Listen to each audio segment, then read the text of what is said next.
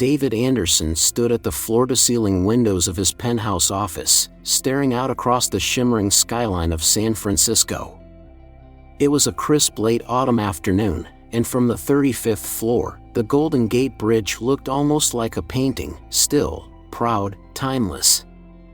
At 54, David had everything the American dream promised: a multi-million-dollar tech empire he built from the ground up, a sleek black Tesla parked in his private garage, and his name etched in the halls of Silicon Valley's elite. His company, Anderson Innovations, had revolutionized artificial intelligence in healthcare and education, earning him accolades, magazine covers, and boardroom reverence. But inside, something was missing.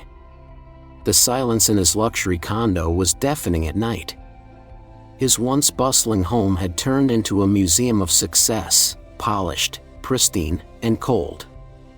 A recent divorce after years of emotional distance only emphasized what David had long tried to ignore: all the success in the world meant little when there was no one to share it with. Across the city, in a modest two-bedroom apartment above a corner bookstore in the Mission District, 25-year-old twins Ethan and Ryan Carter were huddled beside their mother's hospital bed. The room smelled faintly of lavender and antiseptic. Their mother, Emily Carter, once full of life and laughter, now looked small beneath the pale blue hospital blankets. The cancer had progressed faster than anyone expected.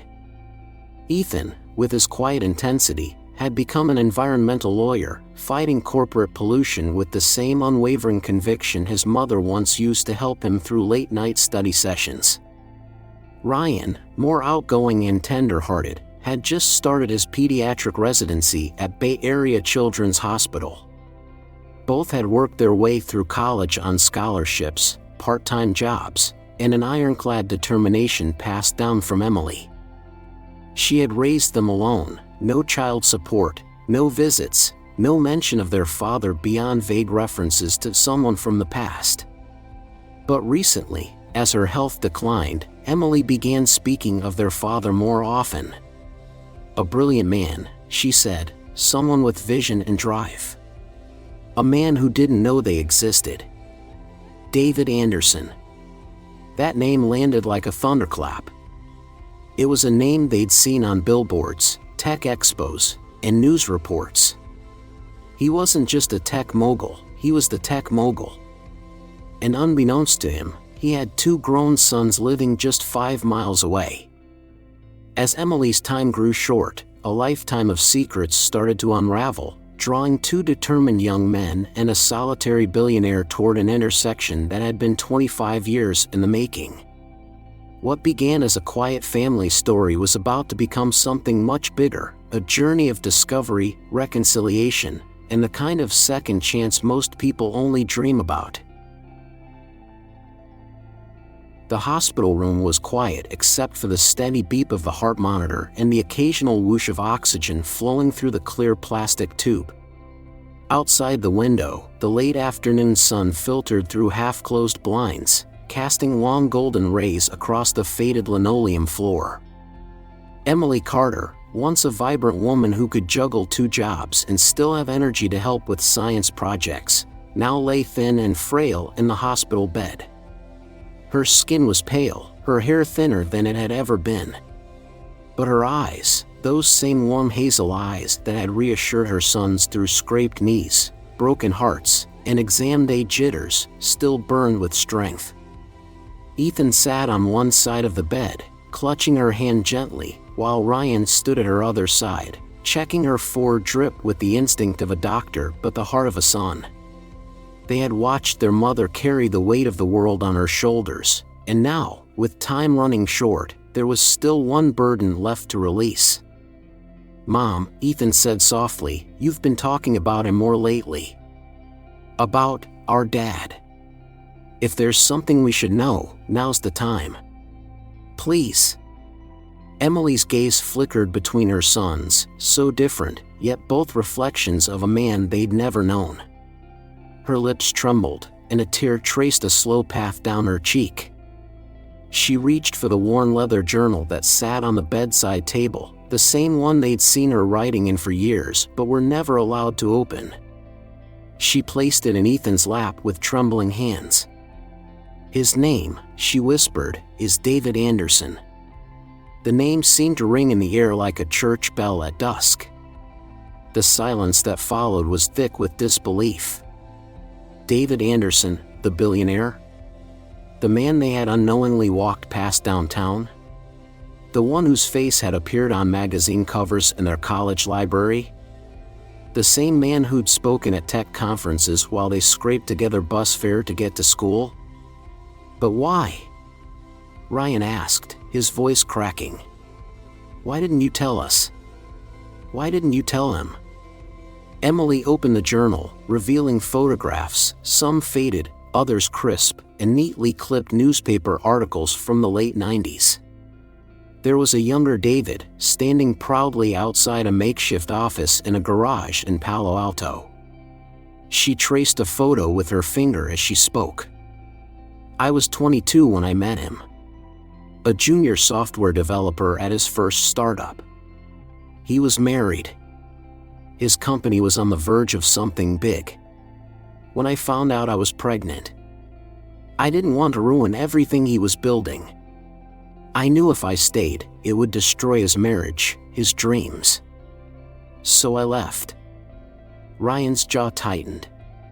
Ethan stared blankly at the journal, the pieces falling into place. "I never stopped caring for him," she said, her voice cracking. "But I chose to protect you, and maybe even protect him." Then, with a breathless whisper, she added, "He's hosting a charity gala at the Augustine next week. I thought, maybe it's time he finally knew." And just like that, the secret of a lifetime began to find its way into the light. That evening, back in their modest apartment above the old bookstore, Ethan and Ryan Carter sat at their worn wooden kitchen table, the same one where their mother had once helped them with algebra homework and packed peanut butter sandwiches in brown paper bags. The leather journal now lay open between them, surrounded by scattered photos, articles, and a sense of wonder that left them both feeling like strangers in their own story. The realization that David Anderson, the tech magnate they'd grown up seeing on CNBC and Time magazine, was their biological father, still hadn't fully settled in.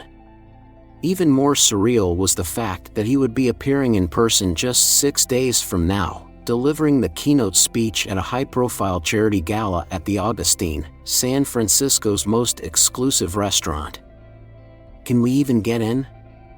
Ryan asked, rubbing his eyes. "That place has a wait list longer than a CVS receipt." "And the gala?" "That's invitation only." Ethan leaned forward, brow furrowed in that thoughtful way that had earned him the nickname the strategist back in law school. "Maybe we don't need an official invite," he said. "We just need a reason, a way in." Ryan, ever the people person, suddenly remembered something.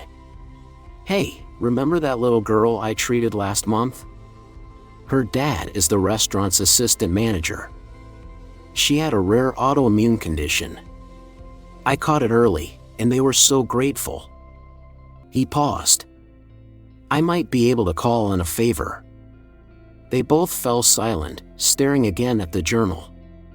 It wasn't just filled with facts and clippings, it was a record of love, longing, and quiet courage.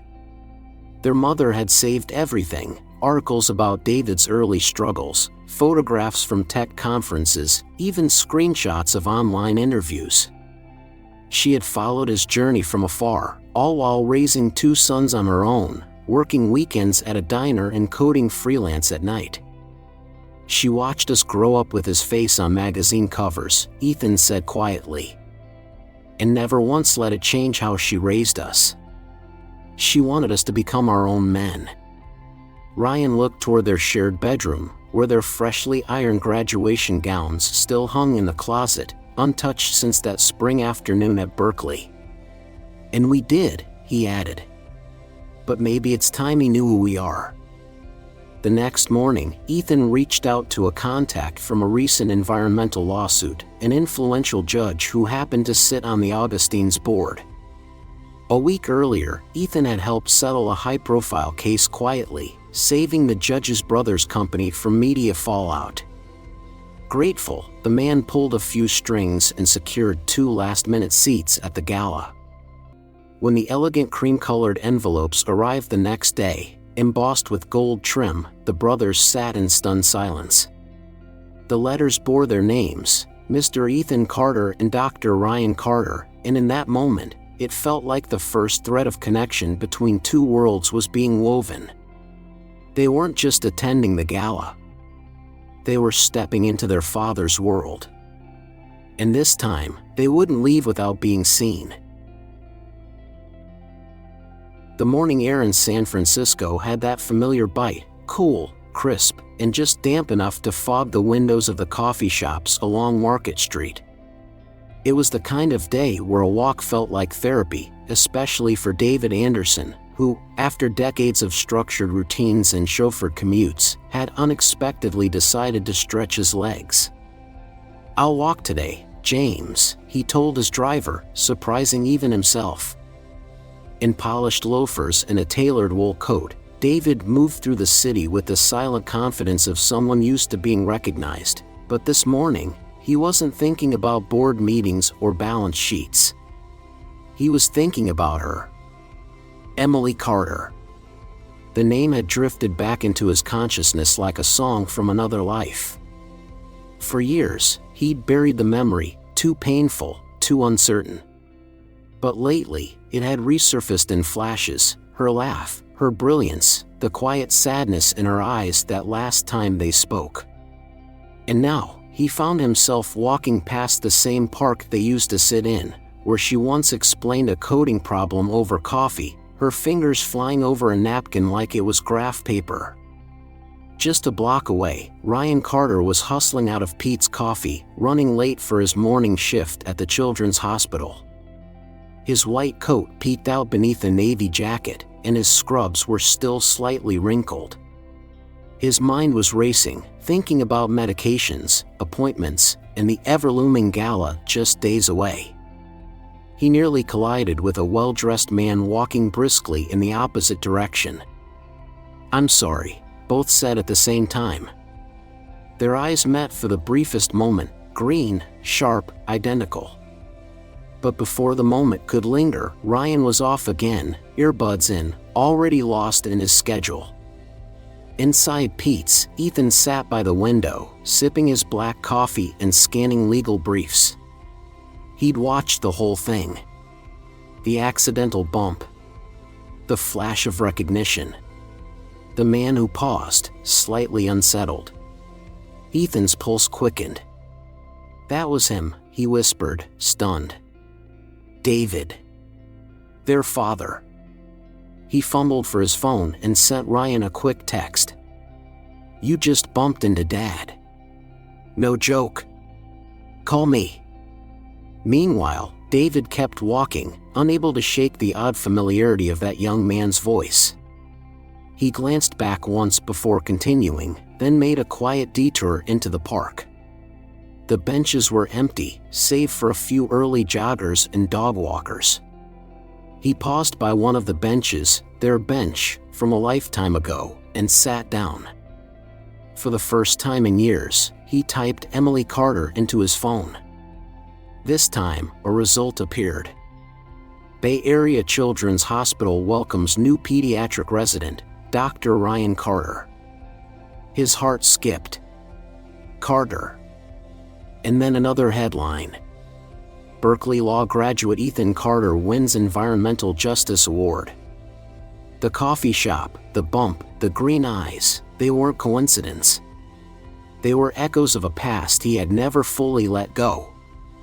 And just like that, the walls David had built around his carefully curated life began to shift. Two lives, once separated by time, were beginning to collide. And fate was holding the door open. The Augustine stood like a glowing beacon in the San Francisco evening fog, an Art Deco jewel nestled between high-rises, its copper sconces casting a warm, golden glow on the sidewalk. Inside, everything sparkled. Crystal chandeliers danced with light overhead, and linen-draped tables dotted the expansive dining room like a sea of elegance. The city's most powerful and polished citizens moved gracefully through the space in tuxedos and gowns, sipping wine and murmuring about philanthropy, innovation, and the stock market. But for Ethan and Ryan Carter, this night was about something else entirely. They stood at the entrance, adjusting the cuffs of their tuxedos, borrowed, tailored, and just barely affordable. A glance in the mirrored walls told them what they needed to know. They looked the part. Polished, confident, and composed. Yet inside, their hearts beat like war drums. The maitre d' approached them with a warm smile. "Mr. Carter, Dr. Carter, welcome. You're at table 7. Just over here." They passed servers carrying silver trays of hors d'oeuvres, a live string quartet playing softly near the back of the room. They could feel the eyes of the elite, sizing them up. Ethan held the envelope in his pocket, Emily's old letter to David, written 25 years ago and never sent. It was folded beside the leather journal, worn thin by time and hands that had held too much alone. The twins exchanged glances as they sat. "Are we really doing this?" Ryan whispered. Ethan gave a small nod. "We're not here just for us. We're here for Mom." At the head table, David Anderson had yet to arrive. A restaurant manager leaned over and murmured to the guests, "Mr. Anderson is running a bit late, finishing up a conference call." But even before he walked in, his presence could be felt. Every conversation seemed to orbit around him, his next innovation, his recent divorce, his legendary memory for names and details.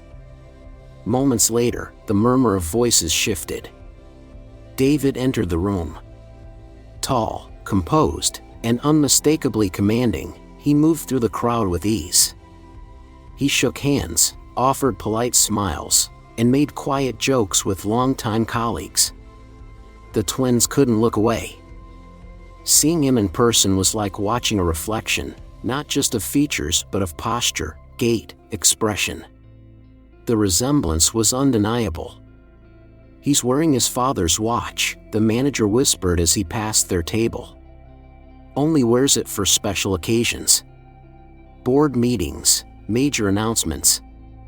Ryan glanced down at the old photograph in their mother's journal. David, 20-something, wearing that same timepiece, arms slung casually around a laughing Emily. The past was closer than ever. David stepped up to the podium. The room hushed. "Good evening," he began, his voice rich and steady. "Tonight is about second chances, about giving people the tools to reimagine their future, no matter where they started." As he spoke, the words echoed painfully for the twins. This was the man who had unknowingly shaped their lives, whose choices had sent ripples into their childhood without him ever knowing. And then, a voice from the back. A nurse in scrubs, her badge clearly visible, burst through the doors, breathless and wide-eyed. "Dr. Carter," she called out. "It's your mother. You need to come now." The room turned to stare. David paused, startled. He looked toward the voice. "Carter?" His eyes scanned the room and landed on the twins. A beat of silence. Then Ethan rose, slowly, and pulled the journal from his jacket. His voice rang clear. "Yes," he said. "Emily Carter. The woman who worked with you 25 years ago. The woman you loved and never saw again. She's our mother." David's face went pale. His fingers gripped the podium. "Twins," he murmured, eyes wide. "You're mine?" Ryan stepped forward, voice steady despite the emotion behind it. She never told you because she thought she was protecting your future. But we thought you deserved the truth." The room fell into stunned silence. David Anderson, who'd made a career out of anticipating the next move, was utterly still. Then he did the only thing that felt right. He stepped down from the podium, walked straight toward them, and said, "My car's outside. Let's go see her. Now." The black sedan pulled up to the emergency entrance of Bay Area Medical Center just after 9 p.m. The city lights shimmered behind them, but inside the vehicle, the world had narrowed to 3 people: David Anderson and the 2 sons he had only just discovered. Silence filled the cabin as they drove, except for the soft rustle of a leather journal resting in David's lap. His eyes scanned the pages, his hands trembling as he took in the photographs, the news clippings, the handwritten notes from a woman he once loved and never stopped wondering about. "She never wanted to interfere," Ethan said quietly. "You were married. The company was about to launch. She walked away to protect you, even if it meant raising us alone." David swallowed hard. His throat ached with words he hadn't yet found. "I spent years feeling like something was missing," he finally said. "All the success, all the awards, but the quiet at night never went away. I thought it was the cost of ambition." He looked up at his sons, emotion flickering in his eyes. "I was missing you." Inside the hospital, the corridors smelled faintly of antiseptic and warm coffee. The nurse who'd called Ryan earlier guided them through the pediatric wing and up to the oncology floor. Every footstep echoed with urgency and unspoken hope. In room 508, Emily Carter lay in bed, the soft beep of machines accompanying her breathing like a lullaby. Her skin was pale, her body fragile, but when her eyes opened and saw who was standing at the door, they sparkled with a kind of light that no illness could dim. She saw Ryan and Ethan first, her boys. But then her gaze landed on the man behind them, and her breath caught in her chest. "David," she whispered. He crossed the room in 2 long strides, kneeling beside her bed, taking her hand as gently as if it were made of glass. "Emily," he said, voice thick with emotion. "You should have told me." "I wanted to," she replied, her smile faint but full of meaning. "I wrote a dozen letters, but I could never find the right moment. I didn't want to be a shadow in your story." David brought her hand to his cheek. "You were never a shadow.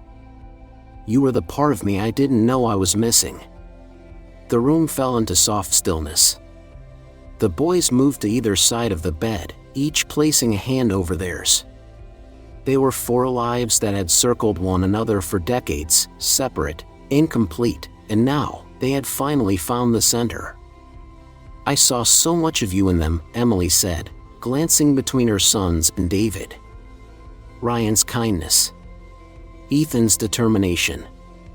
Every time they solved a problem or stood up for what was right, I saw you. David looked from one son to the other. "You became everything I could have hoped for, and more. And your mother, she gave you the strength I didn't even know how to give." Ryan gently checked her vitals, his doctor's instinct kicking in, but his voice remained tender. "Her stats are holding. The new treatment's helping, for now." "I want to help," David said, standing, his energy shifting. "I'll move my schedule. I'll be here. You'll have the best doctors, the best care." Emily squeezed his hand. "David, I didn't raise them to expect things to be handed to them. We believed in earning our place, not taking shortcuts." Ethan nodded. "She taught us that grit matters more than privilege." David nodded in understanding. "Then let's meet in the middle. Not charity, but partnership." He looked to the twins. "We have time to catch up. Not all the time in the world, but enough.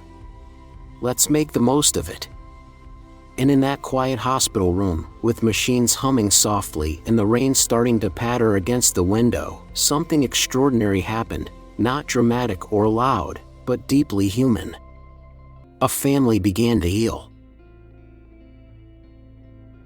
Morning sunlight streamed through the hospital room windows, casting a soft golden hue over the walls.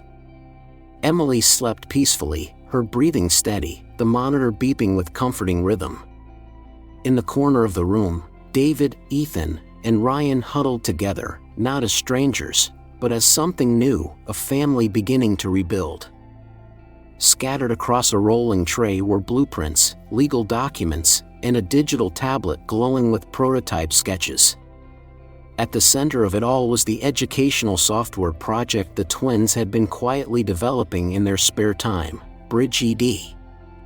It was a platform designed to make high-quality learning tools accessible to underfunded schools, rural communities, and children with learning challenges. Ethan leaned forward, pointing to a user interface concept. "We built this for kids like us, ones who don't have the best schools or the latest laptops. It adapts to how each student learns. Whether they're in a small-town classroom or using a parent's old tablet at home, they'll still have a fair shot." Ryan added, "And we've built-in pediatric learning models, things like visual processing delays, attention disorders. We want to close the gap, not just in tech, but in equity." David listened intently, visibly moved. "You two took what your mother taught you and made it into something that could change lives." He reached into his breast pocket and pulled out a folded page, the same page from Emily's journal he'd read the night before. It was a note about their dreams, scribbled years ago, when the boys were still in middle school. They have his mind, but they carry their future on their own shoulders. David nodded slowly. "Let's build this together. But not as CEO and employees. As partners. As family." Ethan hesitated. "There's one condition. The software has to be free for public schools. No licensing fees, no upsells. We promised Mom it would be a gift, not a business." David smiled, a softness in his eyes that few had ever seen. "Then that's what it will be." They decided to call it the Anderson Bridge Initiative, a blend of legacy and vision. Within weeks, David relocated part of his team to a satellite office just 5 blocks from the hospital. Ethan handled the legal frameworks and public policy compliance. Ryan consulted with educators and child psychologists. And David, after years of chasing the next innovation, found himself grounded in something far more meaningful. The workdays were long but full of laughter, coffee breaks, and old family stories slowly unspooling.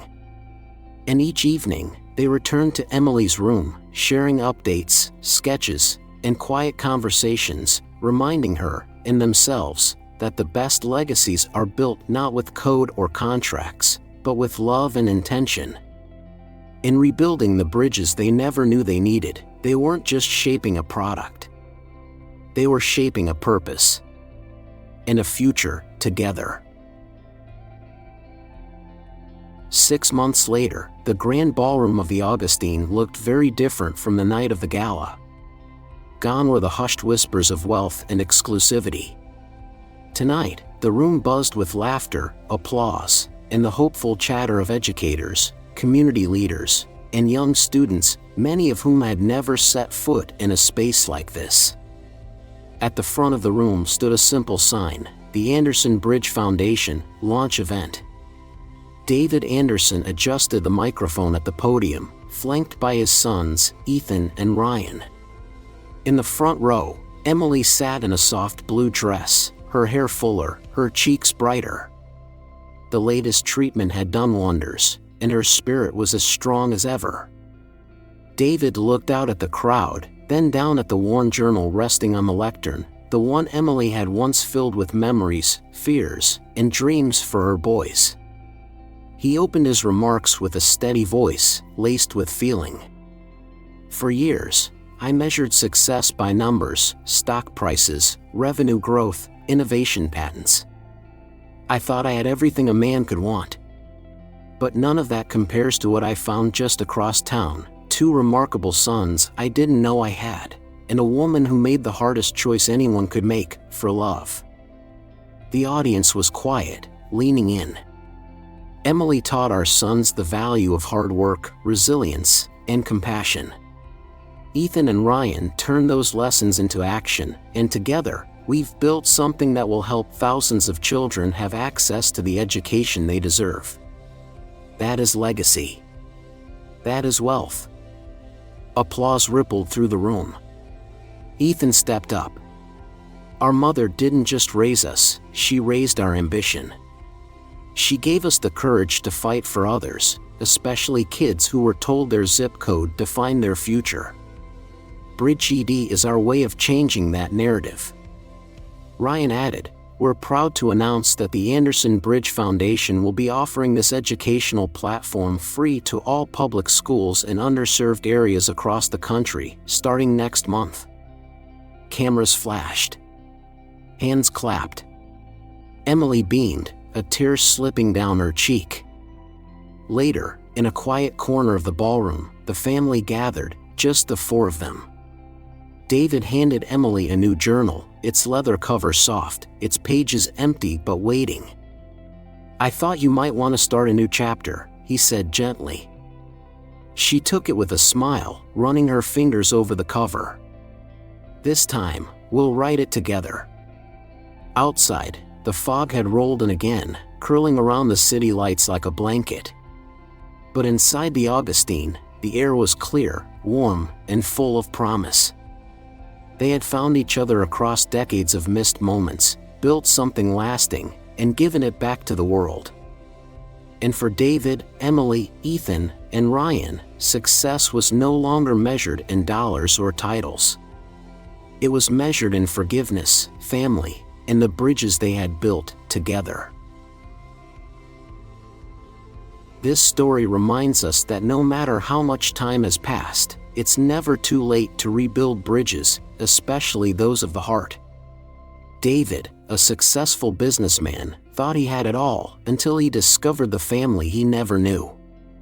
Through that revelation, he found the kind of wealth that can't be measured in bank accounts or accolades: love, connection, and purpose. For those of us in our later years, it's easy to think some opportunities have passed us by. But this story shows us that even after decades of silence or separation, healing is possible.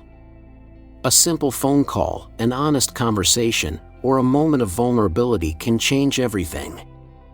It also reminds us of the quiet strength of parents, like Emily, whose sacrifice and guide without fanfare, shaping lives with love and courage.